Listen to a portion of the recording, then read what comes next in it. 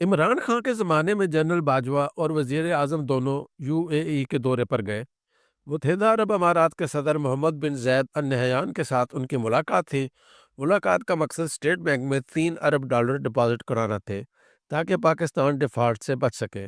UAE के सदर ने रकम दे दी, लेकिन साथ ही मशवरा दिया वज़ीर आज़म, आप अपने लोगों को दौलत बनाने दें। ये दौलत बनाएंगे तो मुल्क चलेगा, वरना आप इसी तरह दूसरे मुल्कों के पीछे दौड़ते रहेंगे।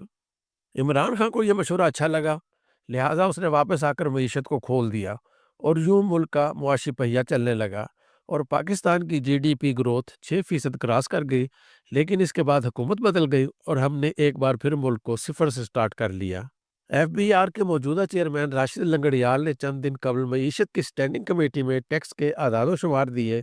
उनके इंकशाफात के मुताबिक 25 करोड़ लोगों के मुल्क में सिर्फ 12 अफराद हैं जिनकी दौलत 10 अरब से ज़्यादा है, जबकि 10 करोड़ रुपए के सासों से ज़्यादा सिर्फ 3,500 लोग हैं।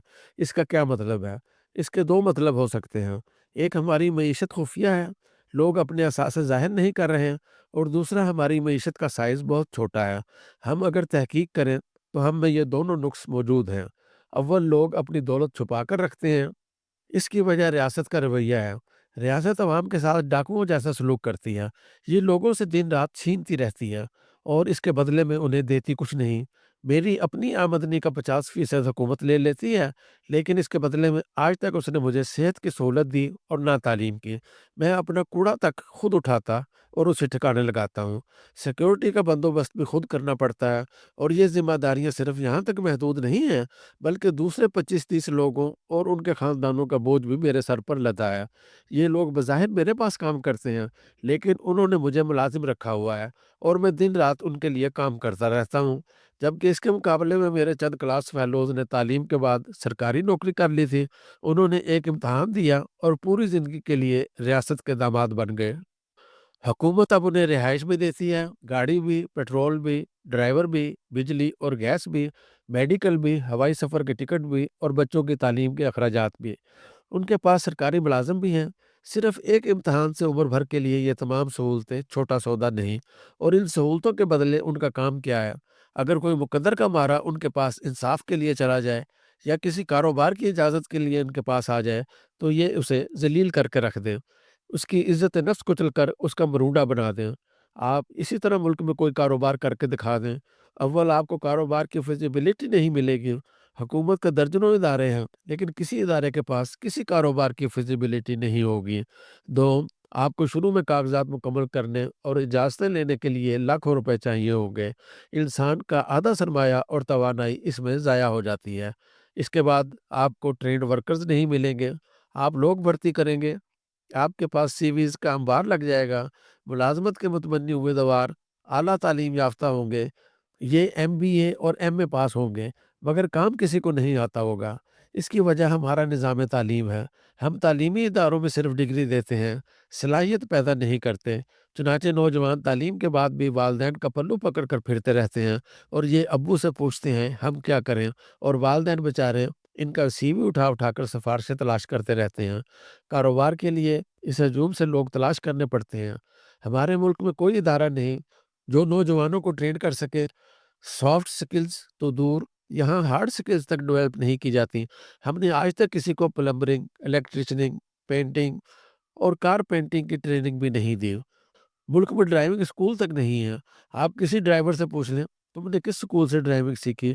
आपको 100 में से एक भी ट्रेन्ड और सर्टिफाइड ड्राइवर नहीं मिलेगा। चुनांचे फिर ह्यूमन रिसोर्स कहाँ से आएगा? बहरहाल, आप जैसे-तैसे लोग भर्ती करते हैं और इन्हें ट्रेंड भी कर लेते हैं, लेकिन असल ज़लालत इसके बाद शुरू होती है। आप काम स्टार्ट करते हैं और कभी बिजली चली जाती है और कभी गैस। ये दोनों अगर मौजूद हो, तो इनके रेट्स नाकाबिले बर्दाश्त होते हैं। फैक्ट्री और कमर्शियल एरिया में सड़कें, पानी और सिक्योरिटी नहीं होती। आप मुल्क के किसी इंडस्ट्रियल एरिया में चले जाएँ, आपको वहाँ बुनियादी सहूलतें नहीं मिलेगी। फैक्ट्रियों में डाके पड़ जाते हैं, रोज़ मुल्क में एहतजाज होते हैं और रियासत खुद सड़कें, शहर और इंटरनेट बंद कर देती है।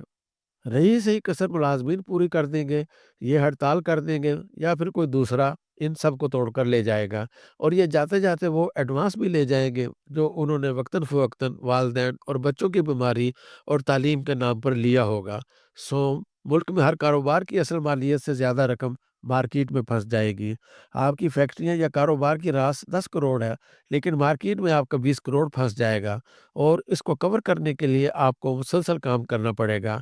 आप जिस दिन काम बंद कर देंगे, उस दिन आपकी रकम ख़त्म हो जाएगी। कोई दुकानदार आपको रकम वापस नहीं करेगा और चहारम इसके साथ-साथ हुकूमत के सैकड़ों इदारे तलवारें लेकर आपका पीछा करते रहेंगे। दुनिया भर में बिज़नेस के 2 तरीके हैं। आप हुकूमत को टैक्स दें या फिर रिश्वत। पाकिस्तान में आपको दोनों देने पड़ते हैं, लेकिन इसके बाद भी आपकी जान नहीं छूटती, क्योंकि इसके बाद आपके पास जो बच जाता है, वो डाकू ले जाते हैं और आप जब पर्चा दर्ज कराने के लिए थाने जाते हैं, तो पुलिस आपके कपड़े उतरवा लेती है। हम अगर किसी दिन ठंडे दिलो दिमाग से सोचें, तो हमें मानना होगा हम मिनहासुल कौम, एंटी बिज़नेस, एंटी प्रोग्रेस और एंटी सक्सेस हैं। हम कामयाब लोगों से नफ़रत करते हैं। पूरी दुनिया में कामयाब लोगों की तारीफ़ होती है, उन्हें अवार्ड्स दिए जाते हैं, जबकि पाकिस्तान में इन्हें ज़लील किया जाता है। हम एंटी प्रोग्रेस भी हैं। आप किसी जगह सड़क, डैम या स्कूल शुरू कर दें, मुकामी लोग डंडे लेकर आ जाएँगे। अदालत से भी स्टे ऑर्डर आ जाएगा और रह गया बिज़नेस, तो आज भी पूरी रियासत बिज़नेसमैनों को चोर समझती है। ये इन्हें पैसे का पुत्र और लुटेरा कहती है। चुनांचे फिर काम कैसे होगा? मुल्क आगे कैसे बढ़ेगा? आप इसके मुकाबले में इंडिया चले जाएँ, आपको अप्रोच में ज़मीन आसमान का फ़र्क मिलेगा। भारत में आज भी 334 बिलियनर्स हैं। अगर इनकी दौलत $1 बिलियन भी हो, तो ये भारतीय रुपयों में 80 अरब और पाकिस्तानी में 280 अरब रुपए होगी। जबकि पाकिस्तान में सिर्फ 12 लोग हैं जिनकी दौलत 10 अरब रुपए से ज़्यादा है। लिहाजा आप खुद अंदाज़ा कर लीजिए, गंजी नहाएगी क्या और निचोड़ेगी क्या? आप इनसे क्या वसूल कर लेंगे? आप अगर इन 12 लोगों की सारी दौलत भी ज़ब्त कर लें, तो भी रियासत के सरदर्द की एक गोली नहीं आएगी। अब सवाल ये है, इसका हल क्या है? हल बहुत सादा है, सरकार का बोझ कम करें, जितने महकमे हैं उतनी ही रुकावटें हैं। बिज़नेस के रास्ते की रुकावटें ख़त्म कर दें, किसी भी शख्स को काम करने के लिए एक सर्टिफ़िकेट से ज़्यादा की ज़रूरत ना हो। और वो भी आसानी से मिल जाए। कारोबार के शुरू में टैक्स में रियायत दें और फिर आहिस्ता-आहिस्ता टैक्स बढ़ाते चले जाएँ। लोग अपने असासे और दौलत जितनी डिक्लेयर करते जाएँ, उन्हें उतनी ही सहूलत मिलती जाए। अगर दौलत डिक्लेयर होगी, तो फिर ये इस्तेमाल भी होगी और अगर ये इस्तेमाल होगी, तो फिर सरकार को टैक्स मिलेगा। लोगों ने अगर इसे डॉलर या सोने या करेंसी की शक्ल में दफ़न कर रखा है, तो रियासत को क्या फ़ायदा? बिज़नेसमैनों के तमाम मुकदमे फौरी तौर पर निपटा दें। अगर उन्होंने फ्रॉड किया है तो उन्हें सज़ा दें और फ़ाइल बंद कर दें और अगर इनके साथ ज़्यादती हुई तो इसका अज़ाला कर दें ताकि ये लोग काम कर सकें। हम जब लोगों का बेहतरीन वक़्त सरकारी बरामदों, अदालतों और जेलों में ज़ाया कर देंगे तो फिर मुल्क आगे कैसे बढ़ेगा? ये कैसे चलेगा? हुकूमत को चाहिए ये सिलेबस तब्दील कर दें। हमारा सिलेबस नॉन प्रैक्टिकल है। हुकूमत को चाहिए ये इसे 80% प्रैक्टिकल और 20% थ्योरेटिकल कर दें ताकि नौजवान डिग्री के साथ साथ महारत लेकर मार्केट में आए। और आखिरी मशवरा, जो लोग टैक्स दे रहे हैं आप उन्हें कुछ ना दें, लेकिन कम अज़ कम इज्जत तो दे दें। इन्हें गाड़ियों की आसान सीरीज़ दे दें, इनका प्रॉपर्टी टैक्स माफ़ कर दें या फिर प्रॉपर्टी की खरीदो फरोख्त में सहूलत दे दें या इन्हें फैक्ट्री या कमर्शियल प्लाट किस्तों में दे दें। आप इन्हें किसी किस्म की इज्जत तो दें। आखिर हम कब तक इनकी खिदमात का एतराफ़ जूतों की शक्ल में करते रहेंगे? शायद यही वजह है कि लोग जब काम करते हैं तो हम उन्हें इतना तंग करते हैं कि ये दुबई जाकर बैठ जाते हैं और दुबई की हुकूमत इन्हें सर पर बिठा लेती है। लिहाजा सवाल ये है, अगर दुबई हमारे कारआमद लोगों को इज़्ज़त दे सकता है, तो हम क्यों नहीं देते? चुनांचे प्लीज़ बिज़नेसमैनों को इज़्ज़त दें, वरना 25 करोड़ लोगों में से सिर्फ 12 ही सामने आएँगे, बाकी दूसरे मुल्कों में बस जाएँगे।